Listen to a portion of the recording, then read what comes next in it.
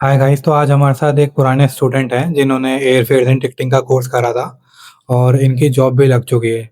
तो आज हम इनसे रैपिड फायर राउंड करते हैं। तो hi Ahmad, hello sir, how are you? कैसे हैं आप? बस मैं बढ़िया सर, आप बताइए। बहुत बढ़िया। तो स्टार्ट करते हैं।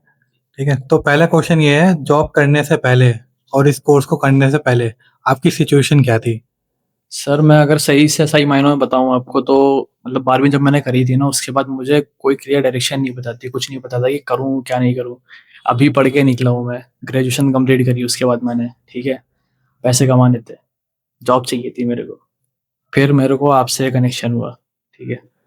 सही हुआ। ओके, तो ये एयरफेयर एंड टिकटिंग का कोर्स जो आपने करा है, आपको क्या बेनिफिट हुआ ये कोर्स करके? सर एयरफेयर्स एंड टिकटिंग का कोर्स मैं अगर आपको सही से बताऊं तो जॉब मुझे किसी ऐसी लाइन में चाहिए थी कि उसका रियल यूज केस हो लाइफ में। और मैं खुद भी देख रहा था कि जो है ना, लोग घूमने जाते हैं, ट्रैवल की जरूरत पड़ती है, पैकेज वगैरह लोग बनाते हैं, ठीक है। और इन रियलिटी देखा जाए तो बंदे सीरियसली जो है ना जाकर के उनको मुश्किल नहीं चाहिए, इजी काम चाहिए। मैंने पर्सनली भी जब मैं घूमने गया था कश्मीर, तो मैं अपने फ्रेंड्स के साथ गया था, बट मैंने पहले ही कॉल करी बस वाले को, उससे मैंने टिकट बुक करवाई, देन होटल्स मैंने पहले बुक करवाए, फिर मैं वापसी में फ्लाइट से आया। तो वहाँ पे मैंने वो चीज़, उसका रियल यूज केस देखा कि अगर ये फील्ड में मैं भी काम करूँ तो कितना फ़ायदा है मेरे लिए भी। और लॉन्ग टर्म है ये, ऐसा नहीं है कि कोविड आ गया या कुछ ऐसा हो गया तो ये चीज़ खत्म हो गई, नहीं होने वाली है खत्म। ट्रैवल करना कभी लोग खत्म नहीं करेंगे। कभी नहीं। ओके, तो ये जो हम आपने यहाँ पे एमएडीएस सीखा, आपको 100% प्रैक्टिकल स्किल आई उसके ऊपर? बेशक सर, मतलब मैं आपको सच बताऊं तो ट्रैवल लाइन के अंदर अगर कोई बंदा जा रहा है तो जीडीएस और एमएडीएस या सेबर गैलीलियो कोई भी लैंग्वेज हो, आना मस्ट है सर। बहुत यूज केस है इसका, मैं सीरियसली बता रहा हूँ आपको। क्लिक क्लिक तो सर कोई भी कर लेगा, बट जो इसका बेसिक है ना सर, वो यही है, एमएडीएस ही है।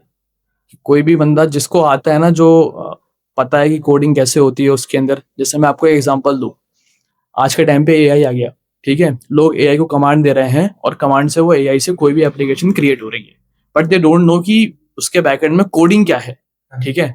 लेकिन जिसको पता होगी कि कोडिंग क्या है, तो वो बिना एआई के कहीं से भी किसी भी सिस्टम से वो कोडिंग से कोई भी एप्लीकेशन क्रिएट कर सकता है। तो सेम केस आपका एमएडीएस के अंदर है कि जिसको पता होगा ना कि इसके अंदर करना क्या है, कौन सा कोड लगेगा, कौन सी कमांड चलेगी, वो किसी भी सिस्टम से कहीं से भी बैठ करके कोई भी टिकट निकाल सकता है, इशू कर सकता है, बना सकता है।